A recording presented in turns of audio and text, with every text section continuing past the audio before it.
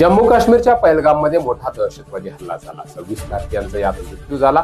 हल्ल्यानंतर संपूर्ण देशात संतापाची लाट निर्माण झाली। सरकार कठोर पावलं उचलत आहेत। भारत सरकारनं सिंधू पाणी करारावर बंदी घालण्याची घोषणा केली।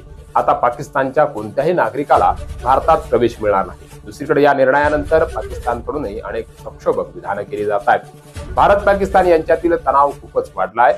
जर योजना आणि पाणी बंद केलं तर अवस्था काय होईल याचं वेगवेगळे चित्र आपल्याला पाहायला मिळत आहेत। भविष्यात भारत आणि पाकिस्तान पुन्हा लढले किंवा युद्ध झालं तर जगातील कोणता देश कोणत्या बाजूने असेल जाणून घेऊया आजच्या रिपोर्टमध्ये। भारत आणि पाकिस्तानमध्ये युद्धाची परिस्थिती निर्माण झाली तर भारताला 2 आघाड्यांवर लढावं लागू शकतं। याचं कारण म्हणजे चीन सतत पाकिस्तानकडे मैत्रीचा हात पुढे करत आहे।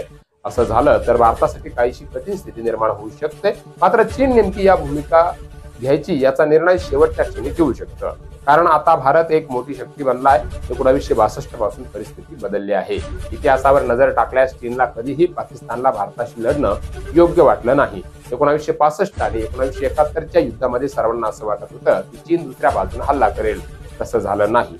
चीननं या दोन्ही युद्धांमध्ये स्वतःला दूर ठेवलं, थेट सहभाग घेतला नाही। चीननं आपली भूमिका उघडपणे स्पष्ट केली नसली तरी चीन आणि पाकिस्तान मधील मैत्री अधिकच घट्ट आहे। कोणते देश भारताला पाठिंबा देऊ शकतात पाहूयात। भारताची गिनती जगातील शक्तिशाली देशांमध्ये होते।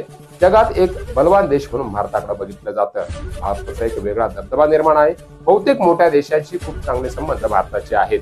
सर्वात मोठा देश अमेरिका भारतासोबत आहे, ज्याला महाशक्ती म्हटलं जातं। अमेरिकेशी भारताचे खूप चांगले संबंध आहेत। दोन्ही देश एकमेकांशी विविध प्रकारचे व्यापार करतात।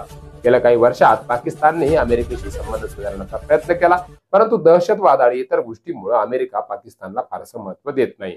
अमेरिकेचा सर्वात मोठा शत्रू ओसामा बिन लादेन अनेक वर्ष पाकिस्तानात लपून बसला होता, यामुळे अमेरिका पाकिस्तान कधीच जवळ करणार नाही। रशिया आणि इस्रायलचा पाठिंबा। रशिया आणि इस्रायल या 2 देशांच्या भूमिकाकडे संपूर्ण जगाचं लक्ष राहील।